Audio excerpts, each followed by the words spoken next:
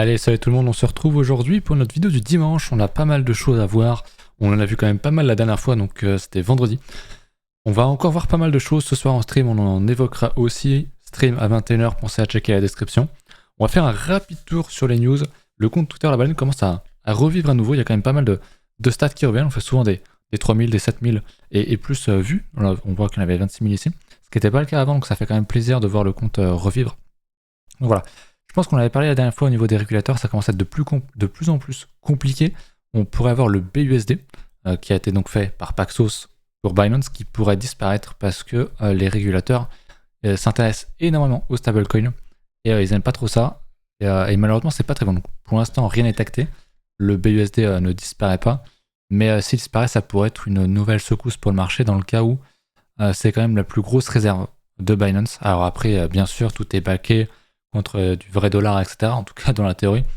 Mais bon, après, le BUSD n'est pas non plus le stablecoin le plus utilisé, mais ça reste quand même un très très gros poisson de l'écosystème, donc ça serait quand même assez embêtant qu'il disparaisse. Je voulais vous parler d'une news que j'ai postée tout à l'heure, qui est assez intéressante. Pour le coup, c'est au Brésil, qui est quand même assez réputé pour être assez crypto-friendly, qui propose, d'ailleurs, je sais pas si c'est le cas ou si ça va être le cas, de payer ses impôts et autres frais et obligations gouvernementales directement en crypto, en scanant tout simplement un code barre. Je trouve ça assez sympa. J'ai trouvé deux images IA, enfin j'ai fait deux images IA pour illustrer ça qui sont pas dégueu. Donc je sais pas ce que vous en pensez, j'avais posé la question si vous pensez que ce serait possible un jour en France.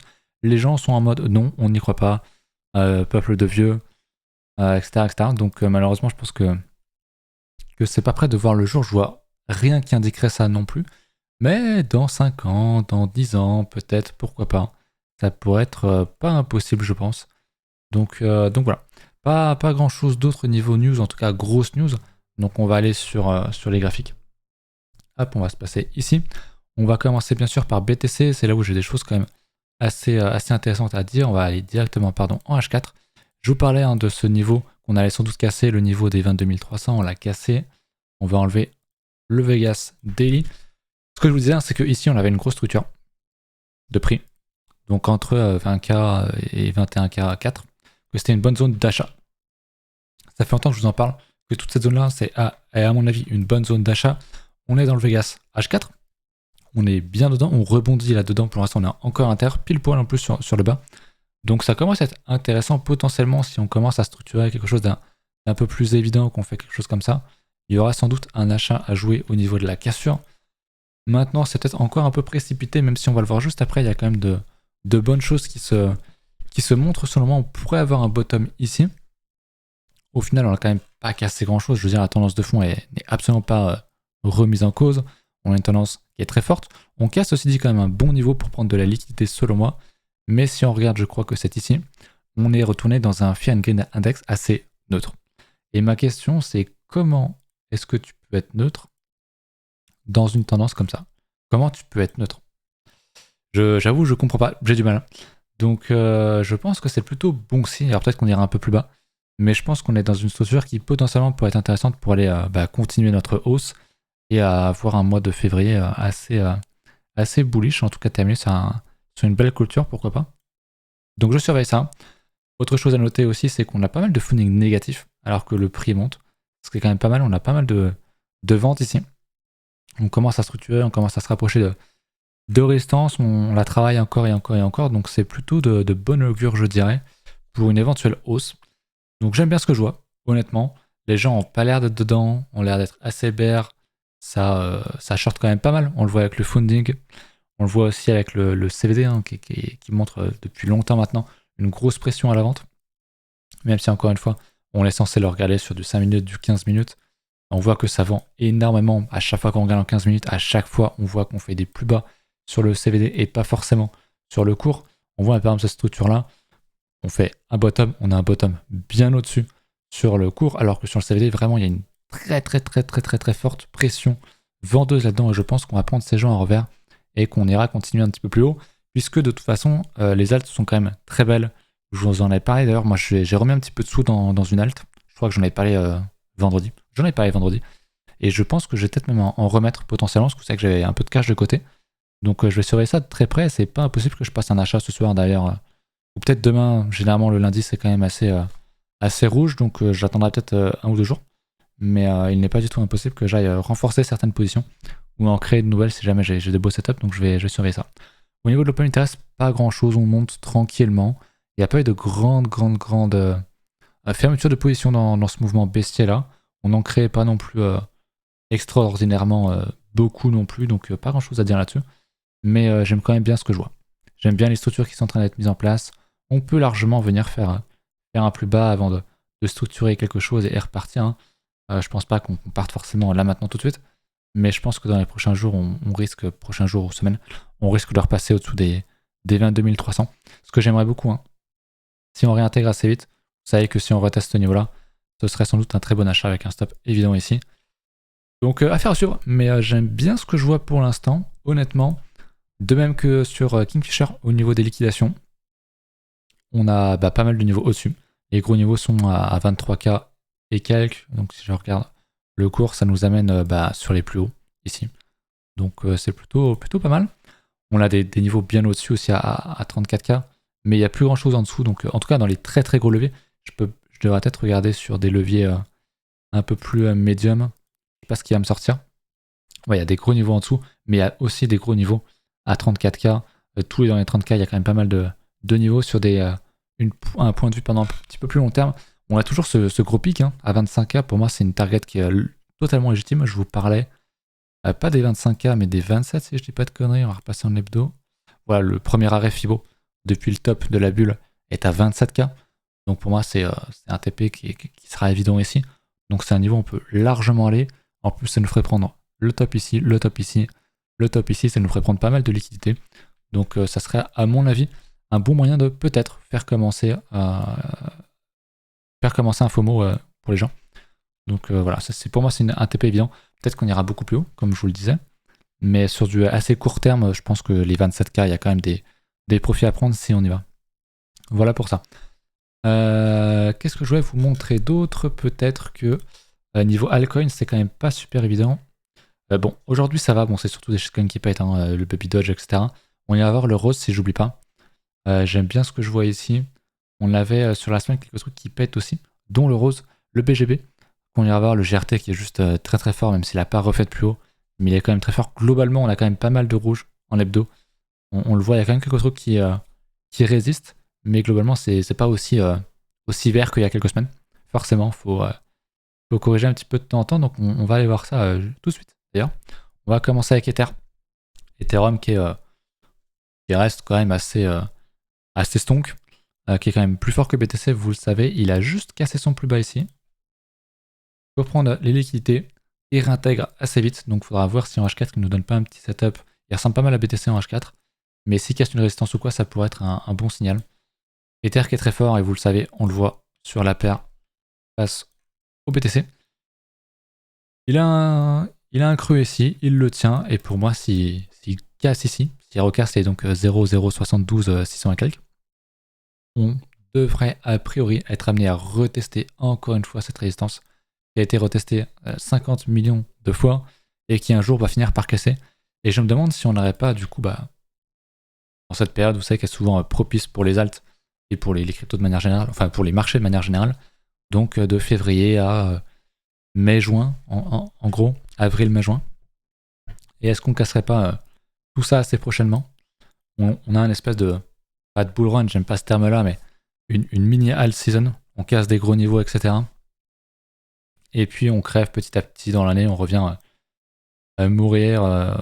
Voilà, on retape ce niveau en attendant le halving, puis on repart derrière sur le halving, le temps de reconstruire quelque chose d'un peu plus long, parce que cette structure est très longue, hein, encore une fois, on l'a depuis 2021, et concrètement sur les alts, on range, enfin sur les alts, sur cette paire-là, en tout cas, on range là-dedans, donc ouais, si on casse ça, moi c'est clair et net que je vais jouer, je pense, il y aura quelques semaines bien vertes qui vont suivre, donc faut vraiment faire attention à ça.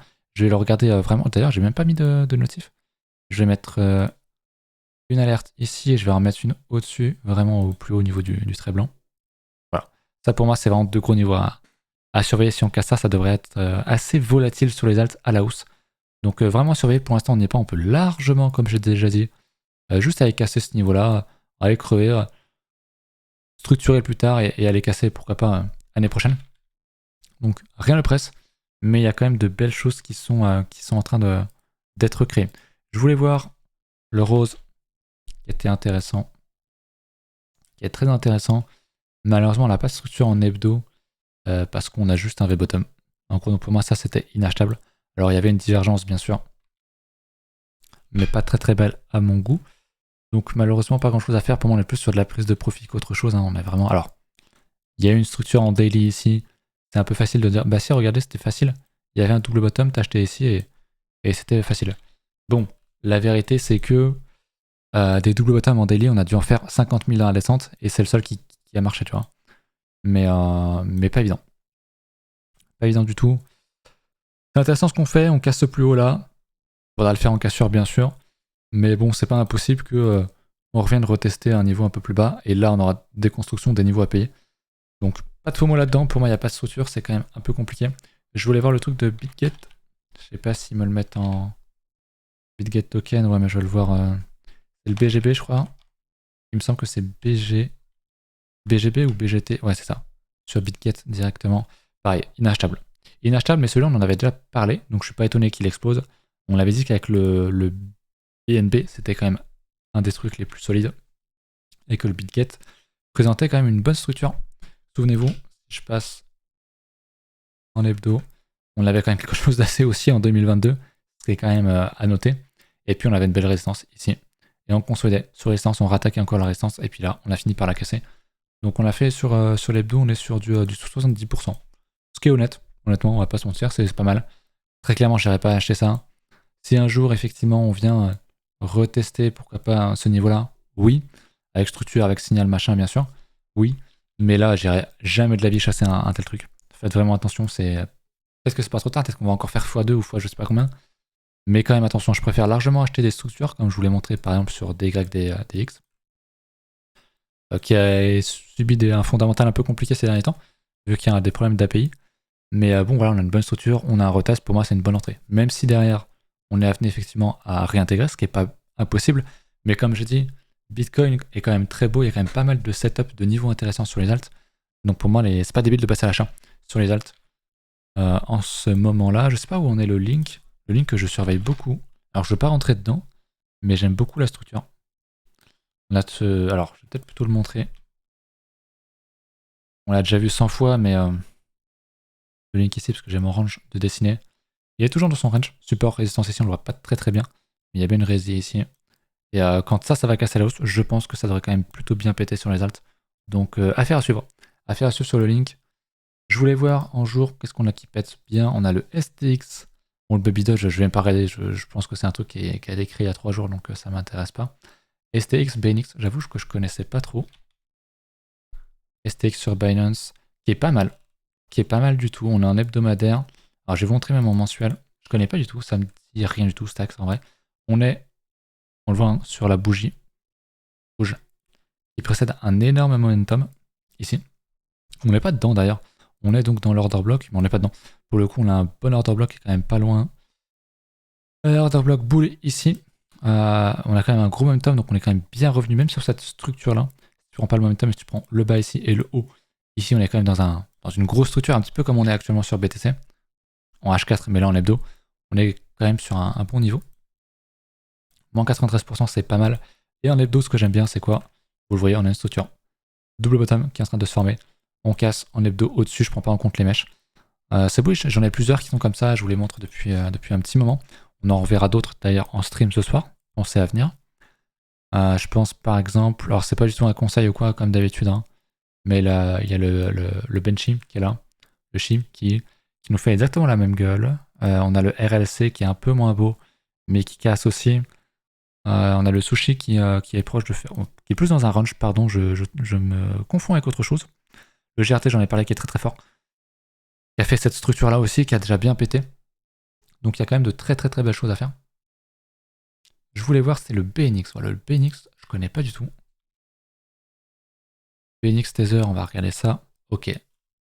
Inachetable. Pour moi, c'est inachetable, ça ressemble vraiment à un bon gros shitcoin. Alors ici, on avait une structure, techniquement, qui était pas mal, qui a bien donné. Mais derrière, j'avoue que j'aime pas du tout ce price action là, j'aime pas trop ça. Pour moi, il n'y avait rien à faire, donc je sais pas ce que c'est. Mais je suis vraiment pas fan. Honnêtement, j'aime pas trop. J'ai regardé en daily. Mais ouais, c'est très bizarre ce price action là. Très très bizarre. Pourtant, c'est sur Binance. Donc c'est assez étonnant. Bon, c'était temps pour moi, il y a une prise de profit. Voilà. Mais je suis pas trop intéressé par ce genre de truc, malheureusement. J'aime pas trop ce que je vois ici. Pas que c'est mal, hein. Mais, mais j'aime pas le price action et il est chelou, en fait. Donc je préfère les trucs qui se ressemblent quand même plutôt bien, où je suis confiant dessus. Et je vais pas aller chercher des trucs où je suis pas confiant, tout simplement. Donc il y a pas mal d'alts, franchement, qui ont de très très beaux setups.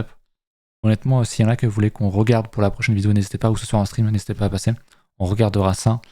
AMB qui pète un peu. Je regarde un petit peu dans mes anciens. Voir s'il y a des setups qui se déclenchent un peu. Le Nulls. Le Nulls qui était dans un beau range hebdo. Un petit peu comme le Link, comme le FXS, comme plein de trucs qu'on a vu en live aussi. Qui est en train de casser. Faudra surveiller la clôture hebdo ce soir. Mais s'il casse ça, ce serait vraiment pas mal. S'il casse ça, c'est vraiment, vraiment, vraiment bon. Je pense vraiment qu'on peut avoir une très très bonne saisonnalité sur les cryptos jusqu'à avril-mai, peut-être juin, si on a de la chance. Mais j'aime beaucoup. Honnêtement, je m'attends vraiment à pas mal d'explosivité. Si on casse, si on confirme, bien sûr. Le FXS qui a déjà bien cassé son range, je vous en parlais il y a 2 secondes. On est venu chercher ma target, d'ailleurs, le 50%. Donc parfait, très beau trade. Même si c'est une target de sécurité, je pense qu'on peut aller quand même beaucoup plus haut. Intéressant. Franchement, il y a plein de choses qui sont vraiment intéressantes sur tout ça. Au niveau du dollar, bon, du coup, on est le week-end, donc c'est fermé, je pense. Mais bon, le dollar est quand même malheureusement assez haussier depuis 2 semaines. Donc attention, ce que je surveille, ça va être le close mensuel. On est en début de mois encore, dans la première partie du mois. Si on close comme ça, ou même plus haut qu'on réintègre, ça pourrait ne pas être bon. Après, on a vu récemment un dollar monter et un bitcoin monter aussi. Donc on pourrait avoir notre narratif sur les cryptos et même sur l'ESP. En ayant quand même un dollar qui monte, ça peut arriver, c'est quand même très rare. Il faudra quand même se méfier, vraiment. Si le BTC monte, si le dollar monte, pardon, et qu'il vient chercher des niveaux beaucoup plus hauts, on pourrait le sentir sur BTC. Idéalement, voilà.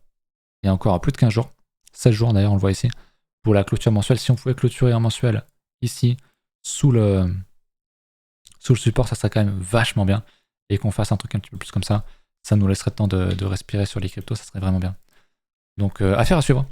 Mais le dollar est vraiment à surveiller en H4, en daily, voir s'il y a des setups acheteurs, s'il y a des très beaux setups acheteurs sur le dollar en H4 daily, et que ça sent pas forcément très bon sur les cryptos, qu'on pourrait avoir une structure de top, etc. Faudra pas hésiter à sortir à take profit, à avoir bien sûr du cash de côté, en USDT ou en stable, qu'importe, et être prêt à sortir parce que ça pourrait quand même créer un mouvement de panique. Comme j'expliquais la dernière fois, quand tu prends des profits sur les actions, les cryptos, qu'importe, tu y vends et tu le vends en dollars. L'USDT, c'est du dollar par exemple. Et donc, c'est ce qui fait pump le dollar.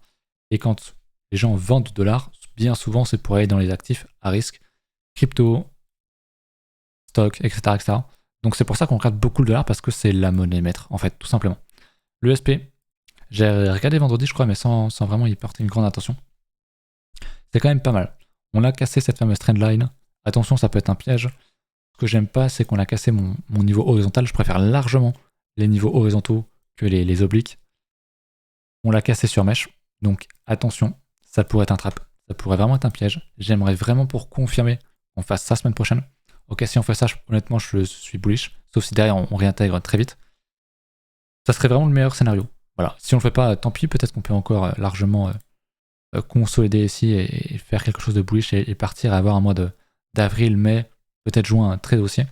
Mais au-delà de ça, franchement, je ferai attention, on est quand même dans un contexte macroéconomique qui est quand même pas très bon.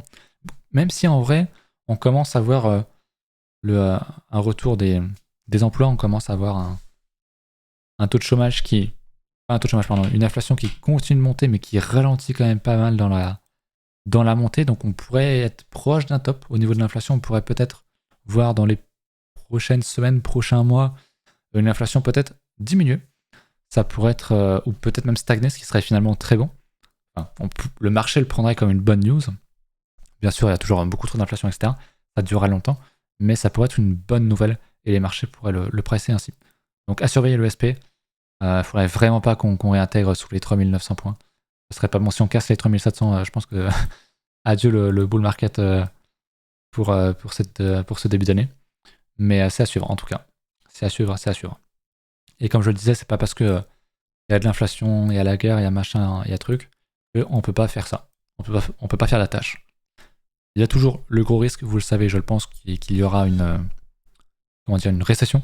Mais entre-temps, on peut faire la tâche. C'est vraiment la grande magie des marchés financiers américains, c'est qu'on peut faire ça, et puis derrière se taper une récession, et au final, voilà, faire un espèce de double top, casser cette grosse trendline et venir chercher des niveaux vraiment beaucoup plus bas. Pour 2024, 25, 26, je sais pas trop, tu vois. Donc, on a le temps, faut essayer de ne pas avoir des œillères.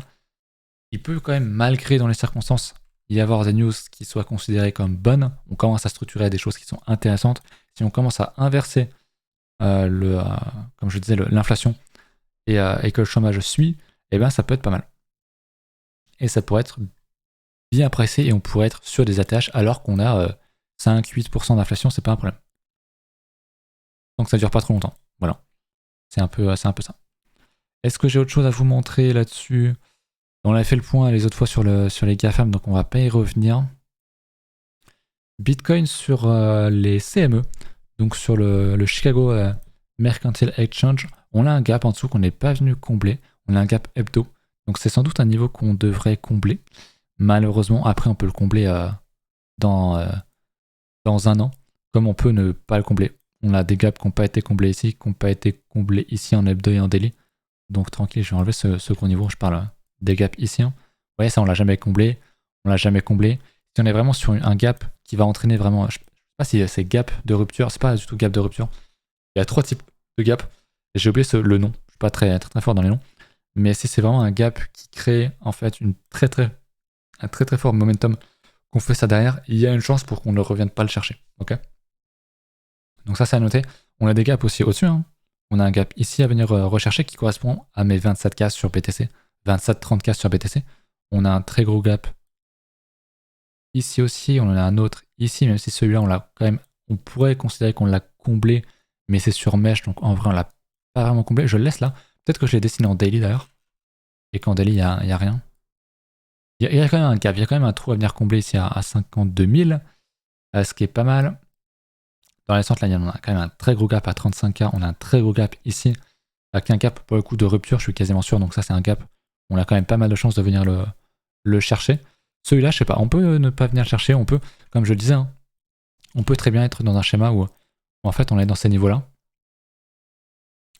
On va avoir une bonne saisonnalité et puis on va revenir petit à petit recombler ce gap pour répéter que post-halving. Donc c'est un peu mon scénario.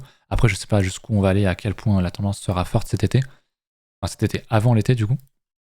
Mais comme je dis, je serais pas étonné qu'on fasse un truc comme ça et puis qu'on vienne crever un petit peu gentiment, ranger, tu vois, faire un truc comme ça et repartir pour le halving, machin.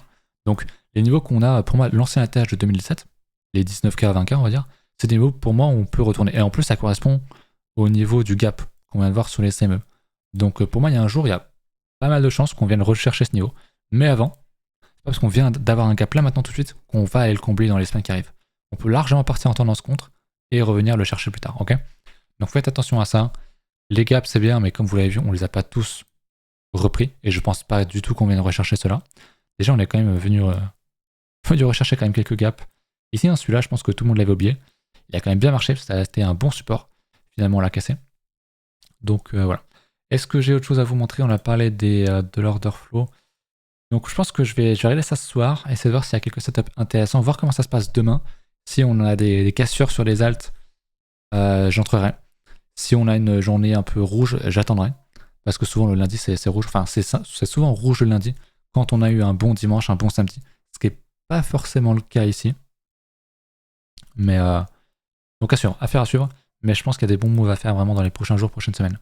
Ouais, mais je pense que vous l'avez compris, ça fait longtemps que j'en parle.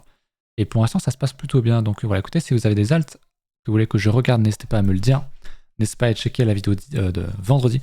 J'ai pas mal de choses. Si vous avez du temps passé en stream ce soir 21h sur Twitch, on va bien s'amuser. Il y a pas mal de choses à voir. Le marché est intéressant. Il y a quelques news aussi. On reviendra là-dessus plus en détail. Et puis ma foi, écoutez, je vous souhaite une bonne fin de dimanche, un bon fin de week-end et puis une bonne semaine pour la semaine prochaine. Salut!